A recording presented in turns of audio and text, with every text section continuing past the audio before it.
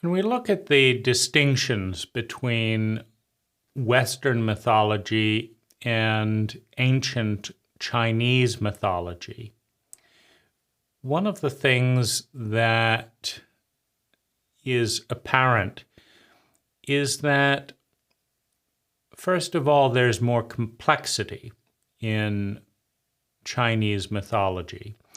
And second of all,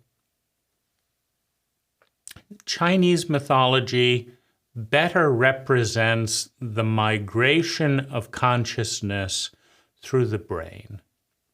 Now, at the base of the brain is the reptilian brain stem, the traumatic fight, flight, freeze automatic response to respond to a sociopathic environment. And with the development of language, you have the elevation of instinctive sociopathic protocols, fight, flight, freeze, and fawn, to respond in an environment of scarcity, leading to an environment of pain, reflecting human incompetence. Because truly so, there's an infinite amount of energy around us. We have more energy in a single apple than would be necessary to power the entire planet. A single apple, whether processed through nuclear fusion or nuclear fission, can power an entire planet. And that's just with the technology we have so far, with 24 billion years. But think of infinity, because life is just getting started. If we got here in 24 billion years, how about 200 billion years? How about 1 trillion years? With the same evolutionary protocols that have, according to our scientific stories, created nothing, then something, and 24 billion years later, everything around us. 24 billion years. Like, imagine the technology required for you to go around collecting all the stars in all of the galaxy and try and fit them back into nothing. You couldn't do it. No scientist knows how to do it.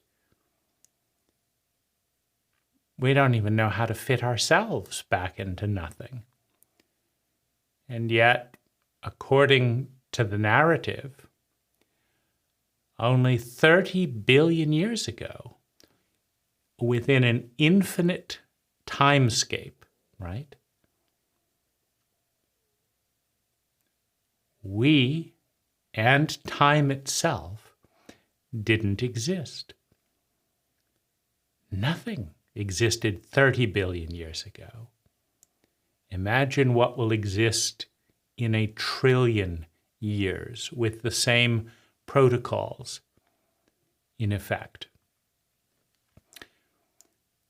Now, the human brain is the empathic brain. And the way it works, the way the brain opens like a flower, is that competent reptilian behavior leads to survival. And survival over time leads, in some paths of development, at least our own, to a conscious analyzing brain, to language, to the conscious mind, to a conscious reptile. someone who manipulates and controls and seeks to play within the sphere of dominance. Understanding the dynamics consciously through language. And we have the rational sociopath. And the rational sociopath develops and evolves with other rational sociopaths within the paradigm of enlightened self-interest, within the paradigm of collaboration and partnership. And we give rise to abundance, an abundance of information, an abundance of food, more food than anyone can eat on the planet. In the US alone, 50% of all food is thrown away. And so much more around the globe is thrown away. Whole orchards of fruit just with rotting waste. It's a phenomenal level of abundance, of information, of food, of energy. And in the greenhouse of that abundance, pain subsides and empathy is born. And we enter what in the realm of mythology is the movement from the demon realm, which is the realm of the reptile. This is why Lucifer is represented by horns and a snake's tail. This is why the snake is viewed as symbolic of the reptilian brain, symbolic of demons. You move from the demonic or reptilian brain up into the empathic brain, the human brain. And some human beings descend through trauma, through pain, through incompetence, back into the reptilian domain, and some demons, some reptiles with human bodies or otherwise, ascend into the empathic domain, which is the polar opposite of the reptilian domain. Because in the fight, flight, freeze, and please paradigm of the reptilian brain, you fight that which is smaller than you. You run from what is bigger than you. You freeze when neither of those two options are available. And you please or fawn over people in power that you are willing to exchange in a prostitution relationship. I'll do these things for you if you do these things for me, if you look out for me. I will become indispensable to a boss, a partner, whatever, who is considered high rank within the cult. And you do that to curry favor from people in power. And so you have fight, flight, freeze, and fawn, which as it becomes successful, as one successfully curries favor, as one successfully fights and wins, exploiting and extracting energy from those less competent and smaller, then there is a blossoming of abundance and an opening of the empathic human brain. And so while the sociopath exploits weakness, a sociopath looks at a, quote, little old lady and says, of course I would rob a little old lady because she can't fight back and she's little and she's old and she's probably rich. So a rich little old lady would be the ideal target for a rational sociopath. See a little old lady walking along the street with a Gucci handbag, and it's like she can't do anything, right? Just knock her over the head, take the bag, and it's an easy plunder for the rational sociopath. Now, the empathic, the human brain, is the opposite. You show extra care for those who are vulnerable. So the empathic program is who's in the most pain, how can I help? Who has the most need, how can we support you? That's the human brain, the empathic brain. And from the human brain, we develop trust and deeper levels of synergy. And from and through the human brain, we give birth to superabundance, to a tremendous conservation of energy and a blossoming of intelligence, because through adoption of true humanity, we embrace the empathic paradigm. And the empathic paradigm does not require defense. When I can trust 100% of the humans around me to be transparent, to be honest, to create superabundance, to be competent, and to be living in the question, who's in the most pain? How can I help? When I can trust the humans around me, I can transfer the 60% of energy, time, money, and natural resources spent on defense and preparing for trauma and disaster, and contribute that into dances and synergies of competence and talent, understanding that no one gets left behind. The reallocation of 60% of energy from defense and offense in the sociopathic and reptilian protocol to creating synergies and superabundance creates an explosion of resources, of abundance, which in turn creates the greenhouse, the hothouse of the transcendent brain, the deities, the higher levels of consciousness, the awareness that we are all one. Now, within the Chinese cycle of mythology, all three spaces are honored and reflected.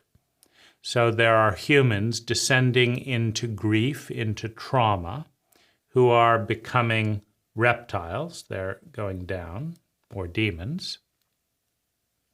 There are demons that through empathy and kindness and honesty and effort are moving up and becoming humans. There are deities that are descending down and becoming humans, feeling themselves isolated as individuals and no longer connected to all that is. And there are humans that are climbing and becoming deities, i.e., the body of the human being, of the human animal, the human being, the body, has within it the brain potential for three distinct operating systems.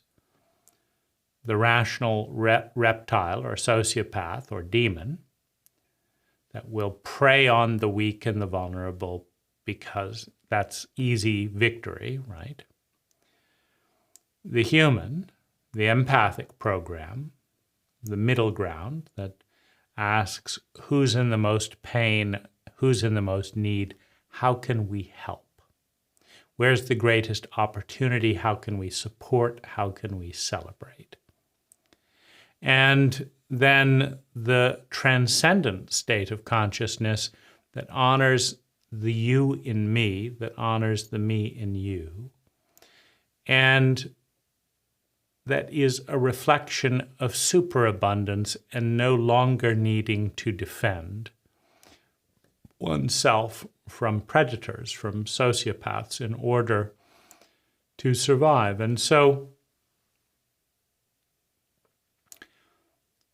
the demon is not bad within Chinese mythology.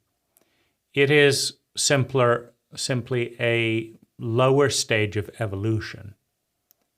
It's a lower level of competency that is evolving towards the human state of empathy. And humans are not bad. They are either devolving into demons because the amount of pain and incompetence focused on them is leading to a shutting down of the empathic brain and a descent, or the amount of success, competency, love, and trust in their life is leading to superabundance and the hothouse in which the lily, the blossom of the transcendent brain, emerges. These brains are not at war with one another. The human brain and the human operating system can show empathy and love to a reptile and facilitate its blooming into a human state, its birth into the human operating system. The same is true in reverse, that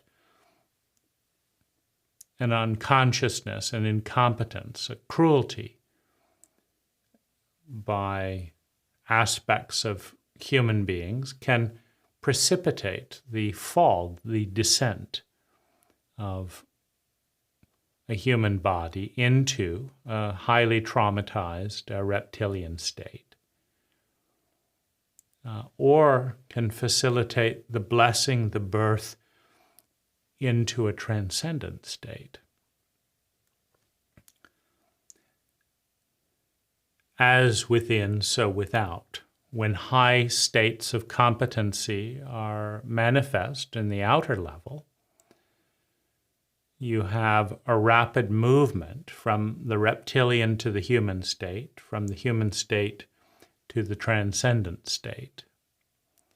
When low levels of competency result in high levels of scarcity, pain, and then fear of pain, you have a descending cycle. And the good against the bad is actually a function of the reptilian brain. So within Christian and most Western mythologies, you have the good in a battle against evil. Now, this would be the pretended empathic brain in a battle with the projected reptilian brain. However, if you see a snake and you want to kill it, the part of you that wants to kill the snake is very likely your own reptilian brain. Fear of a part of your own consciousness. Otherwise, why kill the snake? Get the bad guys is the projection of, first of all, the splitting of the one into two, and then you have civil war, because both parts are within and without, And the whole, the uninterrupted whole, cannot function without both halves, right? And whenever you cut the world into two with the technology of language, the two halves are always equal. And the synergy of ecology that is born before the one is cut into two, and that reforms after the two are combined into one, the synergy is so much greater than what you can do with half. You know, think of trying to drive a car with half wheels. It's a very smooth ride, 180 degrees, and then flat. It's very violent suddenly. It's difficult to cut reality in half. So when you're in a paradigm of war, you are in the paradigm of the reptilian brain.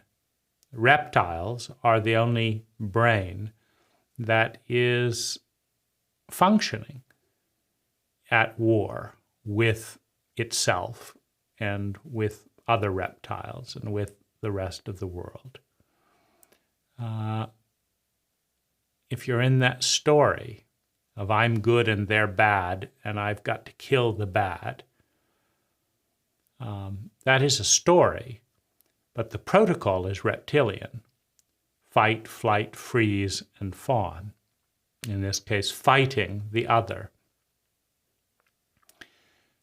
And so I enjoy watching the more graceful ascent and descent in Chinese literature and Chinese series.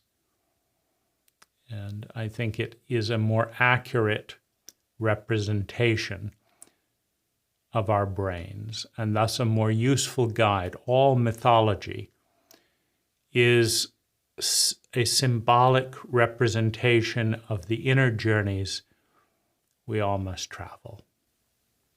Hi, I'm Dane Rose. All knowledge begins with a paradigm, and out of that paradigm comes an idea, an awareness that we adopt, reject, or synthesize into something better. It doesn't become wisdom, it doesn't become useful until we take action, until we integrate it into not only our thoughts, but our feelings, our body, our words, and our way of being. For that to occur, we have to move from the passive media paradigm into more active engagement. In the link below, in the More Information section, is an invitation to join a very small, deliberately filtered, high-quality discussion with a group of people who share a common language and want to work with these ideas, with me and with one another, with the sole goal of creating 10 times more sustainable well-being for ourselves and those around us per unit of energy invested. Thank you for watching.